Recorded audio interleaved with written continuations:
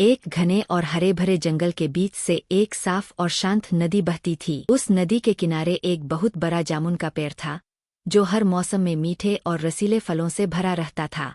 उसी पेड़ पर एक खुशमिजाज और समझदार बंदर रहता था। उसका नाम था चिंपू।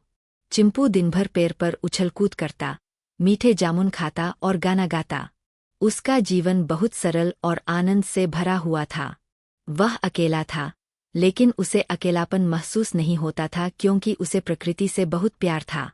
एक दिन, जब चिंपू पेड़ पर बैठा जामुन खा रहा था, तभी उसने देखा कि नदी के किनारे एक मगरमच्छ चुपचाप लेटा हुआ है। वह थोड़ा उदास और थका हुआ लग रहा था। चिंपू ने सोचा, यह तो बहुत थका हुआ लग रहा है, क्यों न इसे कुछ जामुन दे दूं। उसने कुछ मीठे जामुन तोड़कर मगरमच्छ की ओर फेंके। मगरमच्छ ने पहले तो चौंक कर ऊपर देखा, फिर धीरे धीरे उन जामुनों को खाया। जामुन इतने मीठे थे कि उसके चेहरे पर मुस्कान आ गई। धन्यवाद, दोस्त, मगरमच्छ ने कहा। कोई बात नहीं, चिंपू ने हंसते हुए जवाब दिया। अगर तुम्हें पसंद आए, तो मैं रोज तुम्हें जामुन दूंगा। इस तरह दोनों की दोस्ती शुरू हो गई। मगरमच्छ रोज नदी से निकलकर पेड़ के पास आता और चिंपू से बातें करता। चिंपू उसे जामुन खिलाता और दोनों घंटों बातें करते। धीरे धीरे उनकी दोस्ती गहरी होती गई। मगरमच्छ का नाम था मोंटू। अब मोंटू को चिंपू का इंतजार रहता था और चिंपू को मोंटू का। एक दिन मोंटू कुछ जामुन अपने घर ले गया। उसकी पत्नी ने जब वे जामुन खाए, तो वह बहुत खुश हुई। वाह, इतने मीठे जामुन मैंने कभी नहीं खाए, उसने कहा। मोंटू ने बताया, ये मेरे दोस्त चिंपू ने दिए हैं, जो नदी के किनारे पेड़ पर रहता है। मोंटू की पत्नी के मन में लालच आ गया। उसने सोचा, अगर जामुन इतने मीठे हैं, तो जो बंदर रोज इन्हें खाता है, उसका दिल कितना मीठा होगा। उसने मोंटू से कहा, मुझे उस बंदर का दिल चाहिए, तुम उसे यहाँ लेकर आओ। मोंटू यह सुनकर चौंक गया।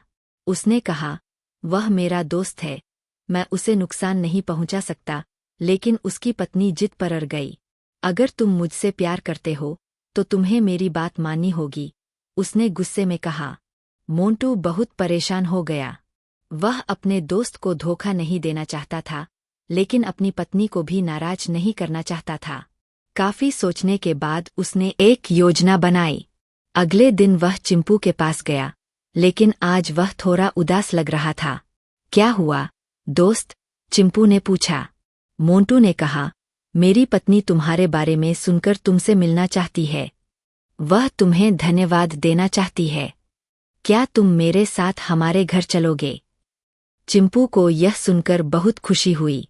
उसने सोचा, कितनी अच्छी बात है, मेरे दोस्त का परिवार भी मुझसे मिलना चाहता है। लेकिन फिर उसने सोचा, मैं तैर नहीं सकता, मैं नदी कैसे पार करूंगा?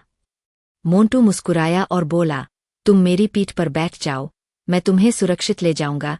चिंपू ने थोड़ा सोचा, फिर अपने दोस्त पर भरोसा करके उसकी पीठ पर बैठ गया। दोनों धीरे धीरे नदी के बीच की ओर बढ़ने लगे। पानी गहरा और ठंडा था। चिंपू को थोड़ा डर लगने लगा, लेकिन वह शांत रहा।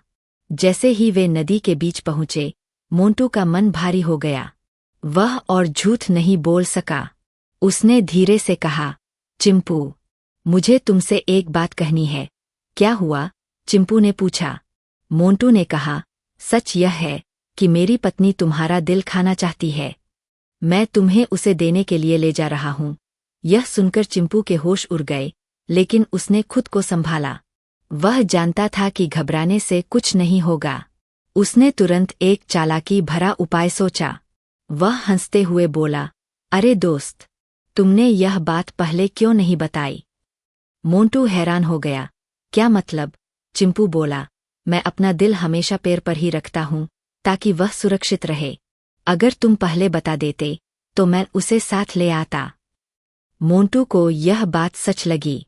उसने कहा, ओह, तो चलो वापस चलते हैं, तुम अपना दिल ले आओ। दोनों वापस किनारे की ओर मुड़ गए।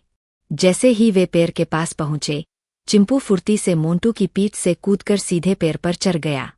ऊपर पहुंचकर उसने राहत की सांस ली। फिर वह नीचे देखकर बोला, मोंटू, तुम कितने मूर्ख हो, क्या कोई अपना दिल शरीर से अलग रखता है? मोंटू को अपनी गलती का एहसास हुआ। वह शर्मिंदा हो गया। मुझे माफ कर दो, चिंपू, उसने कहा। मैं अपनी पत्नी के दबाव में आ गया था। चिंपू ने गंभीर होकर कहा, दोस्ती भरोसे पर टिकती है, धोखे पर नहीं। तुमने मुझे धोखा देने की कोशिश की, यह बहुत गलत था। मोंटू ने सिर झुका लिया और बिना कुछ कहे धीरे धीरे नदी में वापस चला गया। उस दिन के बाद चिंपू ने किसी पर जल्दी भरोसा करना छोड़ दिया, लेकिन उसने अपनी समझदारी से अपनी जान बचा ली। सीख: मुश्किल समय में घबराने के बजाय समझदारी से काम लेना चाहिए। और सच्ची दोस्ती कभी धोखे पर नहीं टिकती।